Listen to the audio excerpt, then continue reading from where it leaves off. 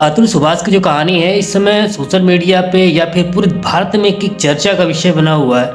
ऐसे का कहानी बहुत तमाम है, हज़ारों कहानियाँ हैं जो लोग अपने आप को सुसाइड कर लिए हैं और अपने बीवी से परेशान होके। तो ये जो कहानियाँ हैं बहुत ही चर्चित का विषय बना हुआ है। ऐसी कहानियाँ मैं आज को एक और सुनाने वाला हूँ और दिखाने वाला हूँ कि कैसे लोग कैसे परेशान होकर अपने आप को सुसाइड कर लेते हैं। ये तो अतुल सुभाष ने पूरा वीडियो लॉन्च कर दिया जिससे कि पूरे भारत में ये जाना जा रहा है, इसका चर्चा का विषय बना हुआ। ये पहले कहानी को क्या है, नया कहानी क्या है, इसको भी सुनते हैं। 2023 में दिसंबर के महीने में भी सामने आया था जब दिल्ली में रहने वाले ऋषि त्रिवेदी ने भी अपनी पत्नी की धमकियों और ब्लैकमेलिंग से तंग आकर अपनी जान दे दी थी। लेकिन ऋषि त्रिवेदी के भाई ओम जी त्रिवेदी। ओम जी, पहले तो यही जानना चाहूंगा, संक्षेप में बताइए कि आखिर मामला क्या था और ऋषि इस हद तक क्यों गए? मेरे भाई की शादी के बाद से उनकी जो पत्नी थी वो उनको परेशान करती थी, उनसे पैसे मांगती थी। और उनकी मम्मी जो थी, जो मेरे भाई की पत्नी थी, उनकी जो मम्मी थी वो कहती थी कि ज्वेलरी लेके आओ, घर में ज्वेलरी लेके आओ, अपने घर से ज्वेलरी मांगो, ससुराल से ज्वेलरी लेके आओ। तो वो ज्वेलरी के लिए प्रेशर बनाती थी। उनके फादर कहते थे कि पैसे लेके आओ। उनका कहना यह था कि ये पैसे आप मुझे दो, मैं अपने घर पहुँचाती हूँ, वो घर चलाएंगे उससे पैसे से। तो वो इसके लिए पैसे मांगती थी, ज्वेलरी मांगती थी। इवन मेरे भाई को उन्होंने धमकाया भी था, फेक कॉल करवा के कि किसी से झूठा पुलिस वाला बनवा के मेरे भाई को धमकाया था कि तुम्हारे पेरेंट्स को पिटवा देंगे, जेल में डलवा देंगे। ऐसे उनको परेशान कर रहे थे ये लोग, धीरे धीरे उनको टॉर्चर कर रहे थे। तो ये शादी ओम जी किस तरह से हुई थी? मतलब ये उनकी लव मैरिज थी, अरेंज मैरिज थी या किसी के माध्यम से शादी हुई थी? ये अरेंज मैरिज थी, हमारे ताऊजी ने करवाई थी। इसीलिए हमने कोई जांच पड़ताल भी नहीं करी। उन्होंने बोला कि लड़की अच्छी है, लड़की अच्छी है, तो हमने उन पर ट्रस्ट कर लिया और लड़की ऐसी निकली।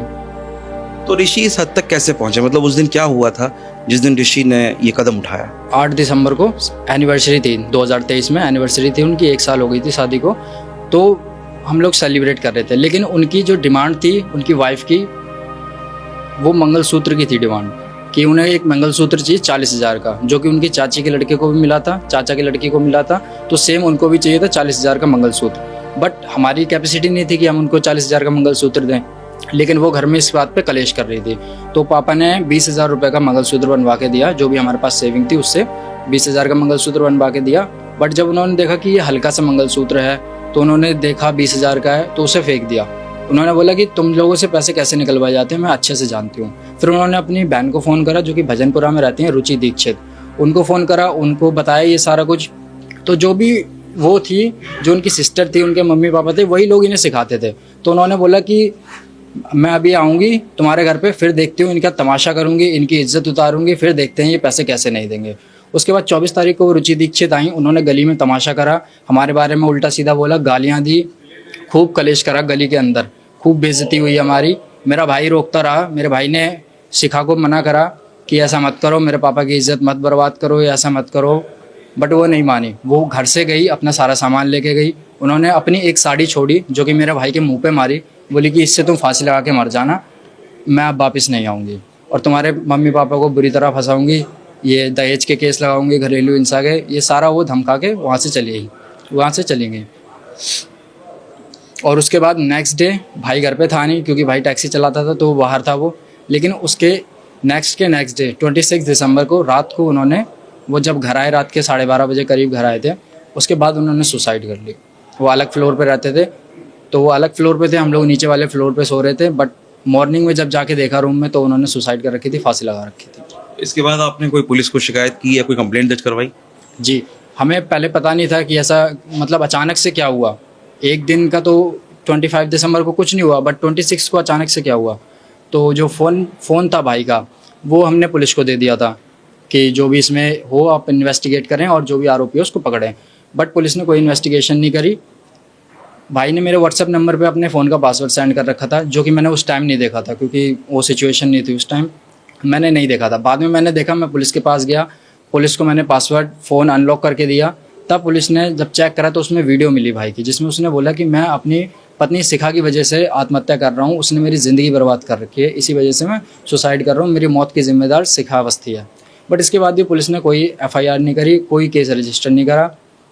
जिस दिन भाई की डेथ हुई थी उस दिन, उसके एक दिन 28 दिसंबर एक दिन गैप होने के बाद भी 28 दिसंबर हमने बॉडी रखी रही भाई की कि उनकी जो वाइफ आएगी वो देख लेंगे। तब हमें पता नहीं था कि भाई ने वीडियो बनाई है।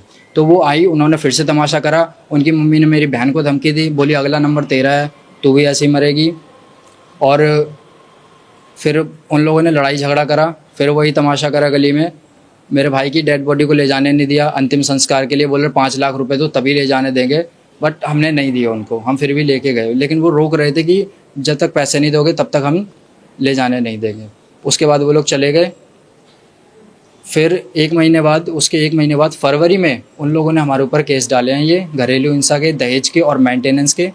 ये सारे केस डालने के बाद वो अब हम जब कोर्ट की डेट पे जाते हैं तो वो हमें धमकाते हैं, हमसे पैसे मांगते हैं, बोलते पैसे दे दो सेटल कर लो, अदरवाइज़ कानून का तो तुम्हें पता ही है। वो हमेशा यही बात बोलती थी कि जो कानून है ना वो औरतों की तरफ है, मतलब कि औरत की चलता है। वो इस तरीके से बोलती थी कि औरत की चलता है कानून में, तुम्हारी कोई नहीं सुनेगा, तुम्हारे पूरे परिवार को जेल में डलवा दूंगे। और ये सच भी है। तो ओम अभी क्या स्टेटस है, अभी केस का क्या स्टेटस है, अभी क्या चल रहा है?